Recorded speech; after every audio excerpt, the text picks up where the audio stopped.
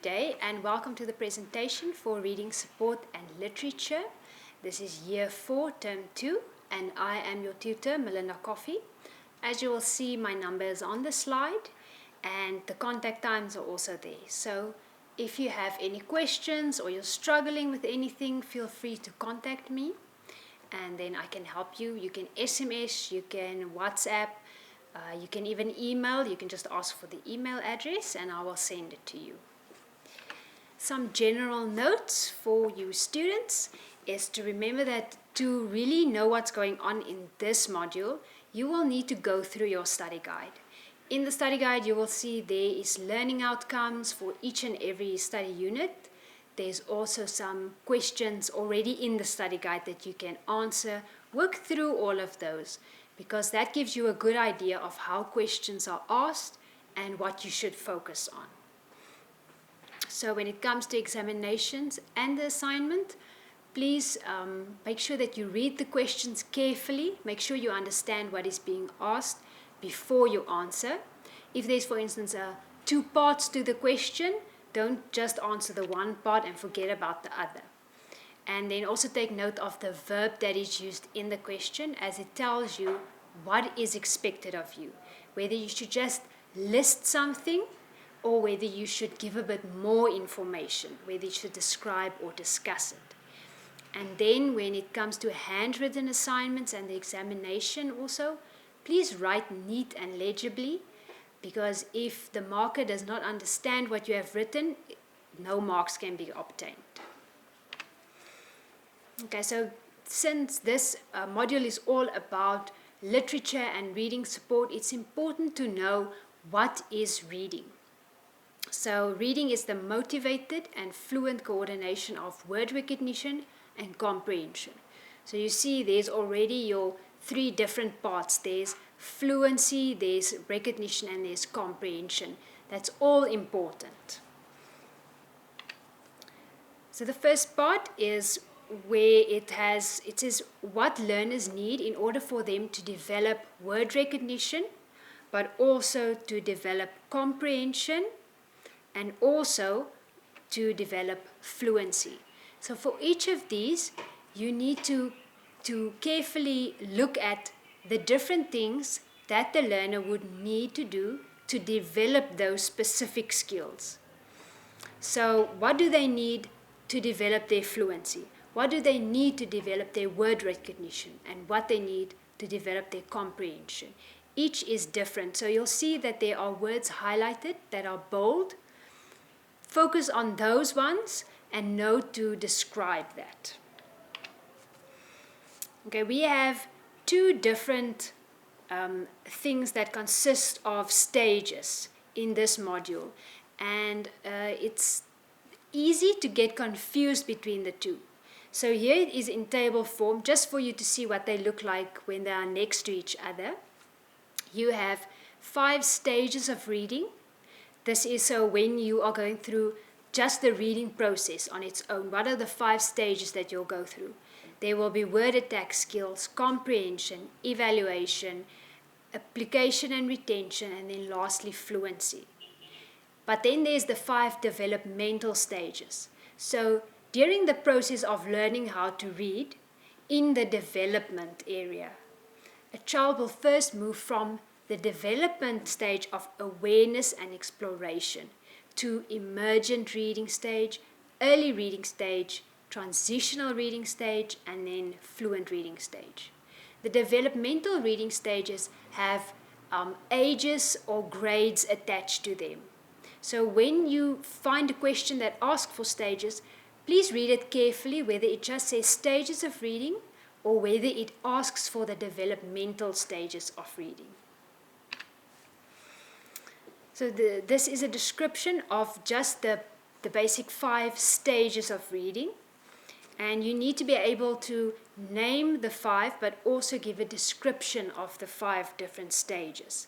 And it's important that when it comes to these stages, a child has to progress through the different stages. So stage 1 needs to be mastered in order for the child to move on to stage 2. The same with stage 2 needs to be mastered to go to 3 and so on. Then motivation is essential when it comes to the reading process. Now, children need quite a bit of motivation, so they need to see that reading is good and that reading has benefits for them. So you need to be able to also look at the different ideas that is there of how can a teacher actually motivate learners on how to read. So there's quite a few. The list is quite long here. On this slide, there's just a few that's listed. Reading is a complex developmental process. You need to be able, when it comes to this, to explain what is meant by a statement like that. When someone says reading is a complex developmental process, what do they mean by that? So you need to go through all of this information to draw a conclusion as to why is it a developmental process, but also why is it complex? It's complex in the sense that it's not every child is the same.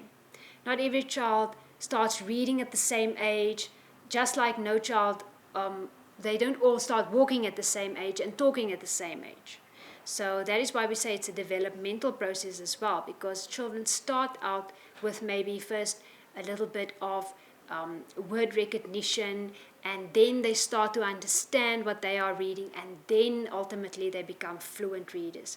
So that is the process that it follows. And you need to be able to discuss it as a whole. And then also, there you will see here is those 5 developmental stages of learning to read. Then there's different theories or models of the reading process. You have your traditional theory, you have your cognitive theory, then you also have hybrid theory, and you have your metacognitive theory. These are the 4 different theories that there are about reading as a process. And each theory lays out differently how the theorist says the child actually learns how to read. So in the traditional theory, it says that an individual first understands the smaller parts of learning how to read, and then, so first letters, then words, and then sentences. Whereas with your cognitive theory, it says that reading is, they read the entire section. So they read the sentence, and then later on, only does the understanding of the individual parts come together. So when it comes to your 4 different theories, it's important that you are able to describe each theory as a theory on its own, but also that you are able to compare 2 of the theories with each other. So if we take, for instance, comparing traditional with cognitive, when a question asks you to compare, do not just list all the points of one theory and then all the points of the other theory, but list them. Traditional says A, B, C, and in comparison to that, cognitive says D, E, and F. Okay, then there's skills that influence learning to read. This is phonemic awareness, the alphabetic principle, fluency, vocabulary, and comprehension. And you need to be able to list the skills that influences learning to read, but also to describe these specific skills. Then there's our 4 different problems that is found all over the world. These are causes of the specific reading problems. So whatever a reading problem exists, one of these 4 might be the problem causing it. So we have dyslexia, attention deficit hyperactivity disorder, auditory processing disorder, and visual processing issues. So in this case, once again, know the name, but also know the description of what it is. When it comes to creating a reading culture in school, it's a very essential process. Children need to be exposed quite often to reading so that they get into a habit of reading, so that they see that it's not just something that I do as an individual, but we can actually all do it together. and that makes it a fun process for them as well. So there is, in the study guide, the various different ways in which a reading culture can be established within a school. There's using the entrance foyer, there's using the library, there's using the classroom, the principal office. So know within each of these, how can a reading culture be created in that specific area. So if we take, for instance, the classroom, how would a teacher create a reading culture within her or his classroom? What would they do so that that exists?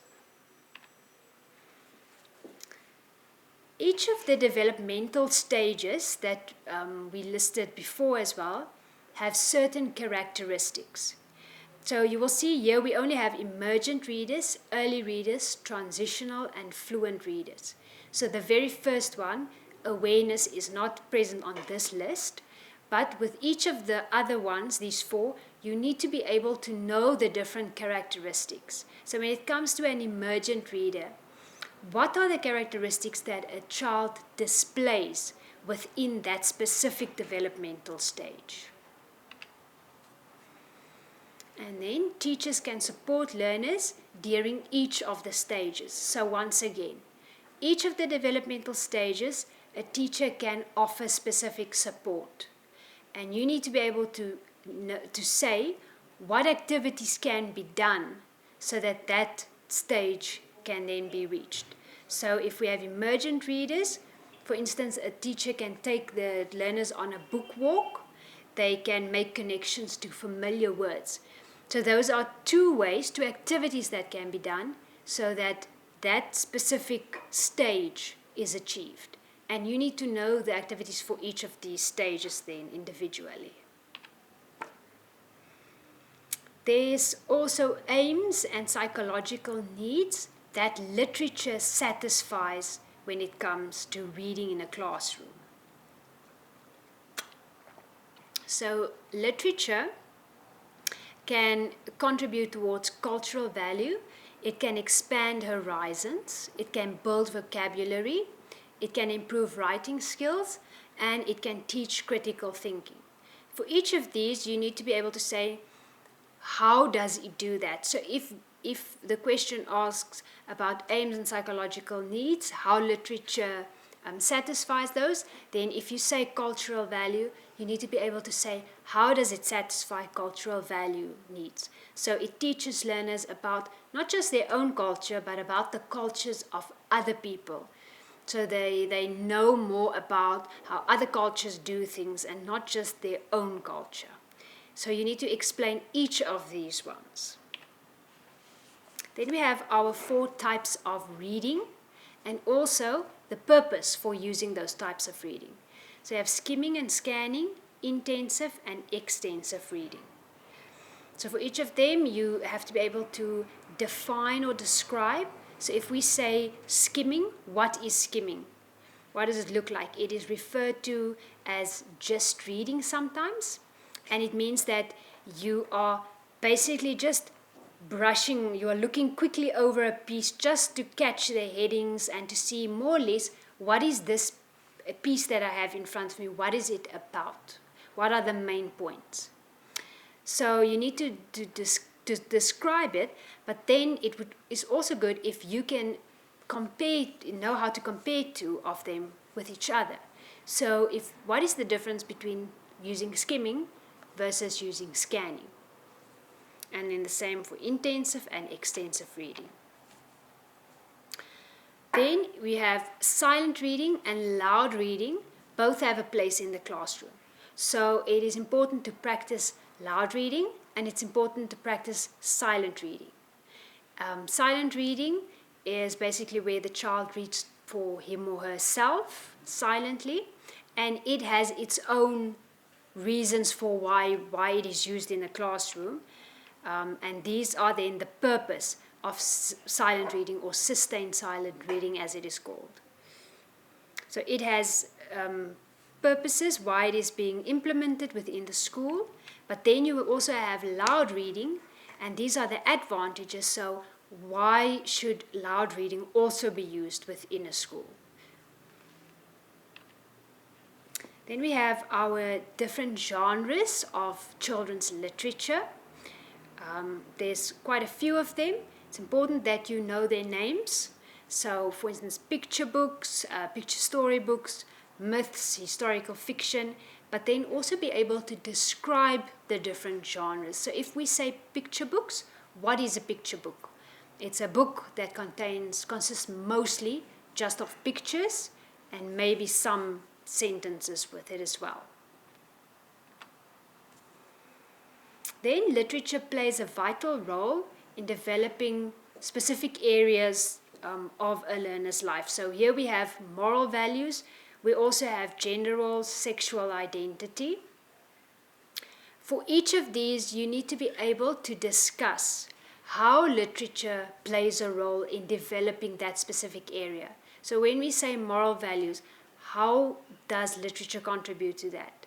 It contributes to that in the sense that children see how the characters in a book deal with different moral situations. And then in that way they can use that to apply to their own lives. So how will I, if I'm in the same situation, react to that situation? So children are led by the characters in these children's literature books. The same with gender roles and sexual identity. How do I see the characters behaving? If it is a book where you have the main character is a boy, how does that boy do things?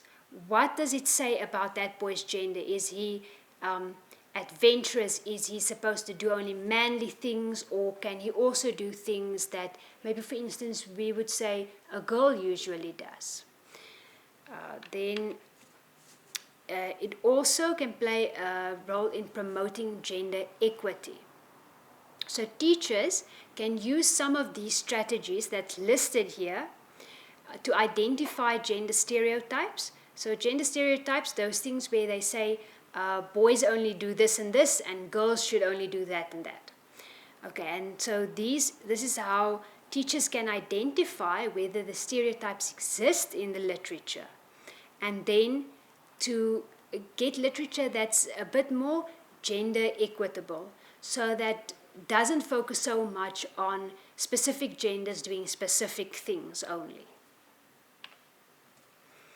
And then children's literature, the same way that it has an impact or plays a role in developing moral values and gender identity, it also promotes understanding of the child themselves and of others and in the world around them. So it teaches, for instance, for them to how could they be, what kind of characteristics can they have as an individual? That is either good traits or that can be bad traits. But it also helps them to develop empathy for others. Through seeing empathy in the characters of a storybook, children will then know how can they also show empathy to their friends and the people around them in real life. So there's 5 competencies that are core components of positive youth development. A positive sense of self, so having a good sense of who you are and being having that as a positive image of yourself. Then the ability to practice self-control, effective decision-making skills, a moral system of belief, and then pro-social connectedness. And there we continue with how it promotes an understanding of the self and of others and the world around them. So this part tells you more a little bit about the empathy that can be developed and how that is done using children's literature. Then there's specific criteria that a teacher should keep in mind when selecting books for learners. So this is books that the children will read in a class situation, for instance. It's important to look at these specific things like whether there's compelling content. Will it interest the learners? Then realistic characters. So can the children relate to the characters? Is it realistic for them? Do the characters go through the same things that they might go through? And then when it comes to picture books, it must have strong, colorful illustrations. And then there's also specific considerations when you are trying to find a book. So things to look for when you are trying to find a book for a specific age group. Now there's a lot of different books that have been written. So the selection and the possibilities, it's a lot to sift through. But there's things that you can consider when looking at that. And the various things that need to be looked at depends on whether you are looking for a storybook, for information books, or then specifically for illustration and design. So in your study guide, there's things listed, these words that you see in bold here that stand out. There's specific things that a teacher will use or when she is looking for a storybook versus an information book. So for a storybook, you want a good story, but for an information book, the facts need to be relevant because information needs to be gained from that book. And then when it comes to illustration and design books, you want good quality pictures. So that's the things that will be looked at. So please pay attention to these different sections and what to look for specifically relating to those. Then when it comes to a world where our children have a lot of things to fit into their daily schedule, they have sports, a little bit of social interaction or watching television at home, so their leisure time, and then also homework, reading, education. They need to fit everything into their schedule. And this part just says how a teacher can maybe advise a learner to strike a balance so that all those things can still fit into the schedule and not one getting too much attention. Because you don't want at the end of the day that a child spends 3 hours in front of the television but only half an hour on homework. That will then be an imbalance. So there's different ways that, like for instance, an athlete can achieve a balance between school and sport. Then there's a few things listed, such as to get organized and stay organized, to plan their week, to use their travel time, to not get behind. So for each of them, you need to be able to say these, to list them, but also to describe them. So if we say to plan your week, what does it mean to plan your week? It means to fit in everything, write down everything that needs to get done, and when will you get to it and how will you get to it. Then there's specific reading readiness activities that will help children to be prepared for the reading process. These are visual perception activities, visual discrimination activities, form constancy, visual memory, sequential memory, visual spatial relations, and figure ground. Now for each of these, this is now their name. So if we look at visual memory, you need to be able to explain or describe it. So it's the visual memory reflects a learner's ability to store visual details of what they have seen in their short-term memory. But then, under each of these, there's specific activities that will help this to take place. So if you take visual memory, you can now describe it, then you need to also see what activities can be done so that visual memory can be strengthened. Then we have multimodal text. So you need to be able to say what is multimodal text, and also to say why would it be necessary to use multimodal text. So multimodal text is a variety of sensory modes that work together to convey meaning. So all that this means is that we are giving information in various different formats. So it is in writing, for instance, so it's newspapers, textbooks, but it can also be something more visual, like watching videos or watching television, and it can also be something auditory, so listening to the teacher speaking about it. And using multimodal text means, so we're combining all of these.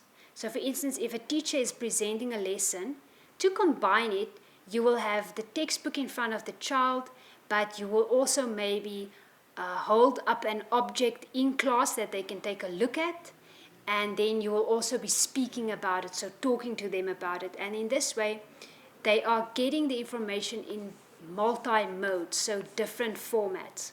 And this helps children because not all children take in information in the same way.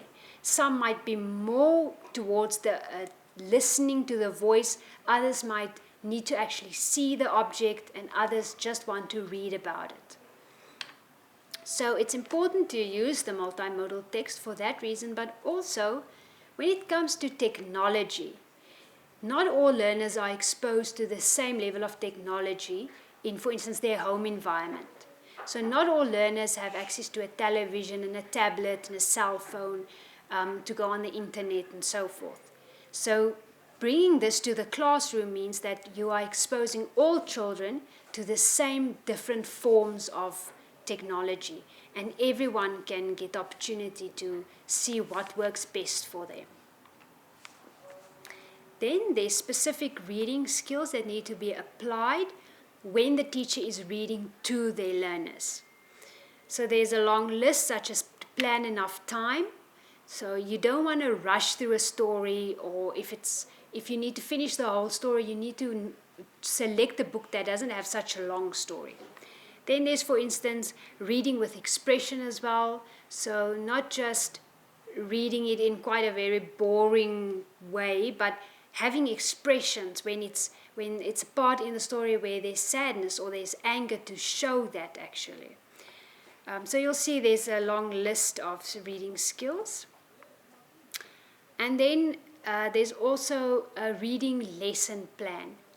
So as a teacher, you do not just grab a book and then start reading and that's it. You need to plan your reading lesson. So what book am I going to use? Why am I using this book? What specific information do I want the children to get from it?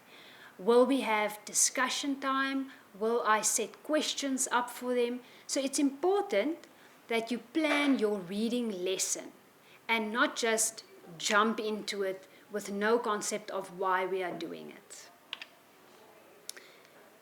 Reading comprehension. So comprehension means to understand and interpret what is being read. And reading comprehension needs to be worked on. So children need to decode what they read. They need to make connection between what they read and what they know. And then they have to think about what they just read. Make sure they understand it. And then there's things that learners can do to improve their reading comprehension. So now you are able to say what is comprehension. So how do we make sure that learners are able to improve their comprehension? So you can read through that list. There's various different ways. They can make outlines and maps. They can have a reading buddy. They can ask parents and teachers to go through with them to do a preview on the book. So there's various different ways. And then just like with comprehension, you have reading retention. So be able to distinguish between the two, to know how can children's comprehension be developed, but also on the other hand, how can their reading retention be developed. So there's various different ways. There's explicit and varied teaching, reading retention strategies. Now the reading retention strategies are things like questioning, vocabulary instruction, monitoring, summarizing, focus and attention, and then motivation. For each of these, you need to be able to say what is meant by it. What do we mean by explicit and varied teaching? What do we mean by questioning? What do we mean by summarizing? How does that specific thing, if we say that summarizing needs to take place, the children have to make summaries of what they read, then you need to be able to say, how will that improve their reading retention? When it comes to a reading corner, it's important that children have a nice area where they feel comfortable and where they feel invited in to read. Otherwise, reading is no fun for them. So, although there's specific things on the slide and in your study guide as to how to set up a reading corner and what it is and how it works, it's important for you to also let your imagination go a little bit and think to yourself, if I'm a child and I sit in a classroom in a reading corner, what are the things that I want to be there? Do I need to see a carpet? Do I need to see a comfortable pillow? Should there be a chair? Should there be bookshelves? So think about the things that you'd want to see in a reading corner that makes it inviting for a child to go and sit there and just get lost in their book. Then there's specific things that need to be done to prepare learners for silent reading. Not all children have the ability to sit still and silently just read. So it's important that they are prepared by pacing the reading, making it engaging, making it relevant, and managing the reading. So you need to be able to explain what each of those means. If we say pace the reading, we mean that to read at a good speed, so not too fast but also not too slow. Make it engaging, maybe ask some questions for the learners, give them time to discuss what they have read, so that they are able to get into the reading, because if they're just reading and nothing is going to happen afterwards, they might be sitting and doing nothing at the end of the day. But if they know that they need to discuss it with someone after reading, then they will actually spend time doing the reading. Then there's small group readings. You need to know, why is it important to have small group readings? What are the benefits of it, basically? So, for instance, everybody is involved in small group reading, so everybody gets a chance. It's an opportunity to share some ideas with each other, so it's quite a social event, basically. Then there's reading assessments. There's a specific purpose why reading assessments are done.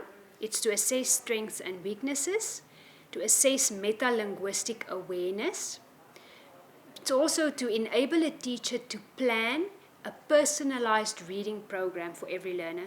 So understanding where each learner lies and how you can help that specific learner then. And it's also to examine a reader's ability to read text and single words. So it's, when we say presented out of context, it means whether a child can read a word when it's not as part of a sentence. Then there's the specific reading assessment that's used is the Early Grade Reading Assessment, or EGRA. The components that assessment looks at is your phonemic awareness, phonics, fluency, vocabulary, and also comprehension.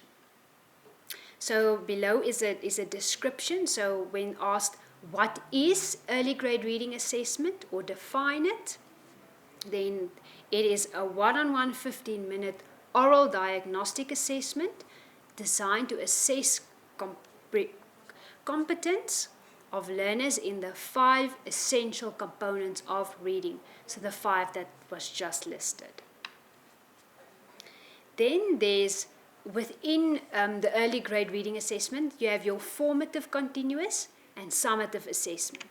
So your formative continuous, it's quite a formal type of assessment that continues throughout the year. And then summative, it's a summary that brings the whole assessment together at the end of the year. Continuous assessment is used as a tool to assess learners' reading. So you need to be able to say, what does it mean when we say it's a continuous assessment of reading, of learners' reading? How does it work? Is it throughout the year? How does it give feedback? To who does it give feedback? So just a basic description of continuous assessment. Then there's common reading difficulties. So these 4 common reading difficulties should not be confused with the causes of reading difficulties listed before, which were the dyslexia and attention hyperactivity disorder. So these two should not be confused with each other. The Those ones are the causes of reading difficulties. However, these are reading difficulties. So it's being a slow reader, where a child cannot read for long periods of time, where comprehension skills do not keep up. So they do not understand everything that they are reading. And then they simply do not enjoy the act of reading. And then learners in the senior primary phase struggle with reading difficulties, sometimes due to a lack of certain skills. And the lack of these skills is decoding skills, comprehension skills, and retention skills. So they struggle to decode what they have read. And you will see that with each of these, decoding, comprehension, and retention, there's a description of it and also signs that problems exist in this area. Be sure to know the description as well as the signs to look out for. So these are the ones for comprehension. So comprehension, to understand the work that you are reading, but you cannot understand if you cannot decode. So that's why it starts with decoding. And then retention, to keep in your memory the information that you have gathered. So for each of these as well, they have their own signs that problems exist.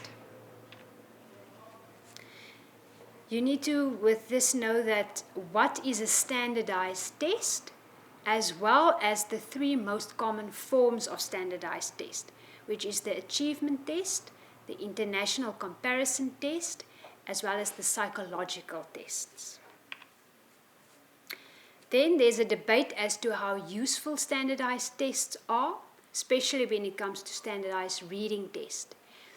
With this, you can read through it, and you need to be able to, with all this information, draw a conclusion as to whether you think standardized tests are useful or are not useful as a tool to basically assess.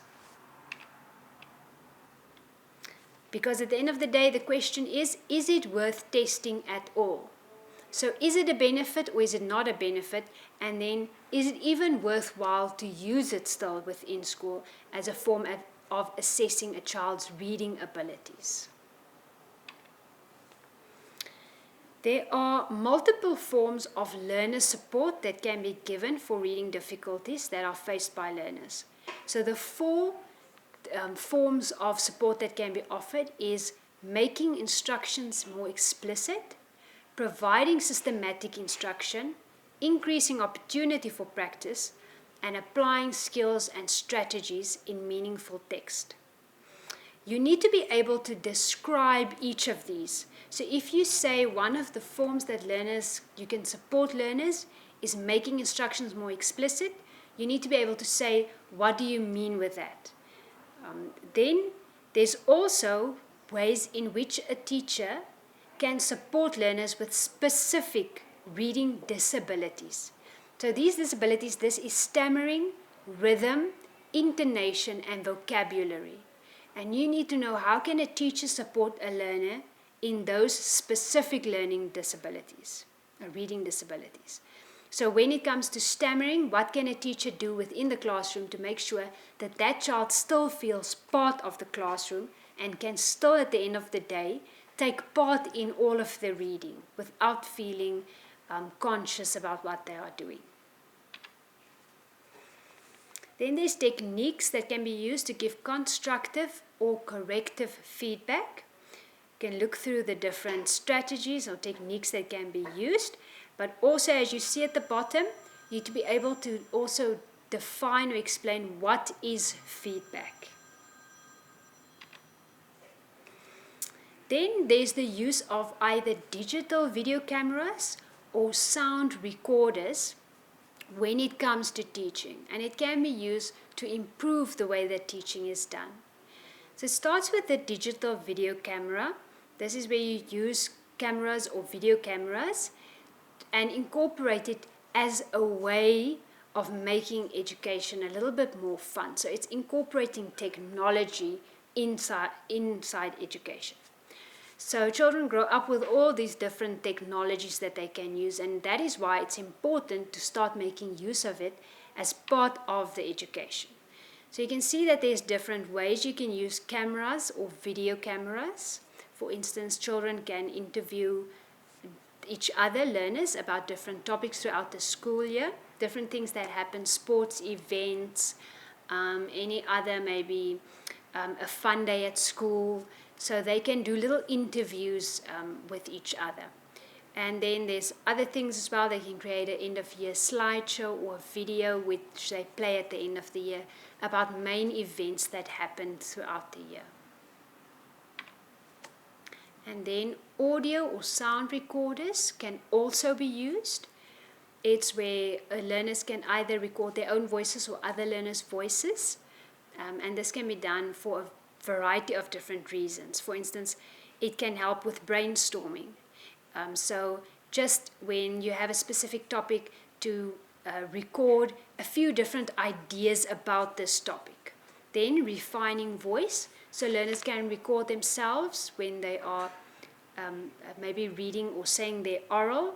They record it and then they can listen back to themselves to make sure that their voice is basically in place. They are using the right expressions and they are speaking nice and clear, loud enough. The same with practice and revision.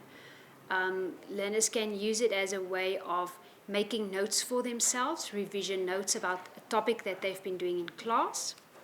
And they can also use it for self-assessment. So record questions for themselves, and then when it comes to maybe when they're studying for the exams, they play back the question and answer the question to themselves. So the audio recorders is a nice way of children helping themselves prepare for examinations and tests, as well as when it comes to like group work also. And that brings us to the end of our presentation. I wish you all the best with your examination and with the assignment. And as I said in the beginning, feel free to contact me if you have any questions or if there's something that you don't understand. Thank you.